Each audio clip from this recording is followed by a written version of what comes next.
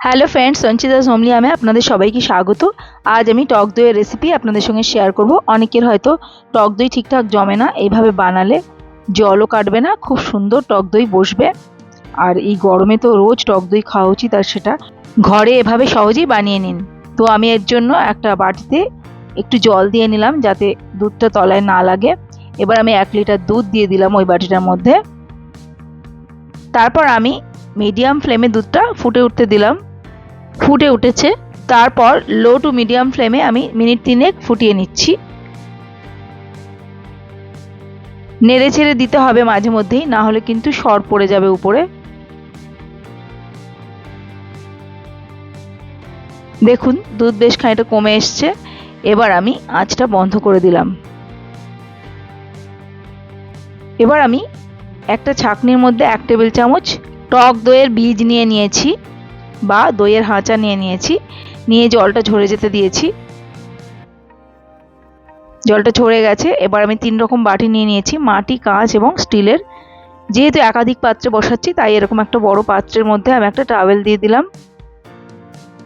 তারপর একটা বাটির মধ্যে খানিকটা দুধ আমি তুলে নিচ্ছি। এই দুধটা তাড়াতাড়ি ঠান্ডা হবে, এতে আমি দইয়ের বীজ বা হাঁচাটাকে গুলবো। একটা বাটির মধ্যে দইয়ের হাঁচা বা বীজটা দিয়ে দিলাম, দিয়ে এবার আমি ভালোভাবে ফেটিয়ে নিচ্ছি। তারপর যে দুধটা আমি তুলে রেখেছিলাম সেটা অনেকটা ঠান্ডা হয়ে গেছে, আঙুল একটু সময় রাখা যাচ্ছে। এই দুধটা দিয়ে আমি দইয়ের বীজটাকে ভালোভাবে ফেটিয়ে নিলাম।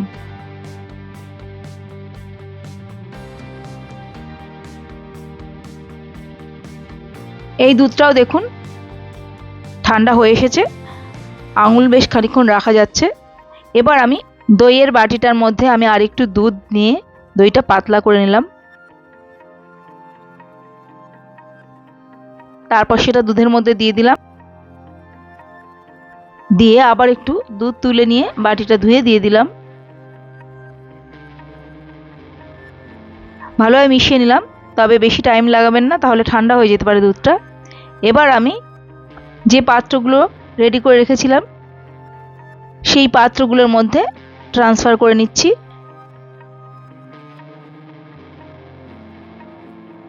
এই কাজটা একটু তাড়াতাড়ি করতে হবে, দুধটা যদি বেশি ঠান্ডা হয়ে যায় তাহলে কিন্তু জমবে না।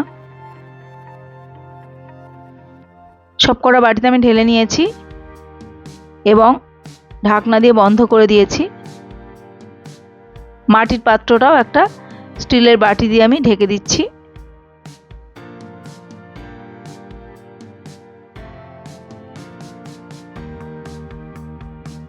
তারপর আমি যে বড় পাত্রটার মধ্যে টাওয়েল দিয়ে রেখেছিলাম তার মধ্যে বাটিগুলো বসিয়ে দিচ্ছি।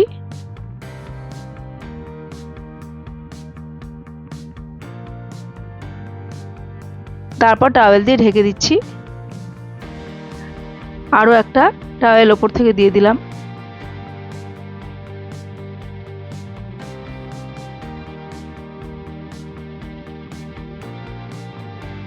তারপর উপরে একটা থালা চাপা দিয়ে একটা ভারী জিনিস উপরে রেখে দিলাম। সারা রাত এভাবে রেখে দিয়েছিলাম। এখন প্রচণ্ড গরম, 6 ঘন্টার মধ্যেই দই জমে যায়। দেখুন মোটামুটি 6.5 ঘন্টা রেখেছিলাম। দেখুন দই কত সুন্দরভাবে জমে গেছে।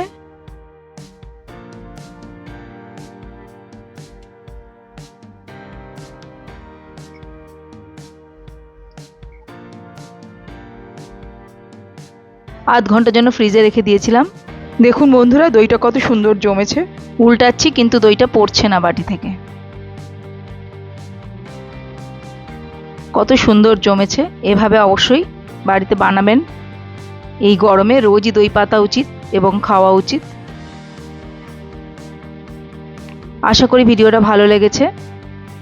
ভালো লাগলে প্লিজ লাইক, কমেন্ট আর শেয়ার করে দেবেন। আর নতুন বন্ধুরা আমার চ্যানেলটি সাবস্ক্রাইব করে পাশে থাকা বেল আইকনটা প্রেস করে অল করে দেবেন। অনেক ধন্যবাদ পুরো ভিডিওটা দেখার জন্য। ভালো থাকবেন। আমি আবার হাজির হয়ে যাব অন্য আরেকটি রেসিপি নিয়ে। নমস্কার।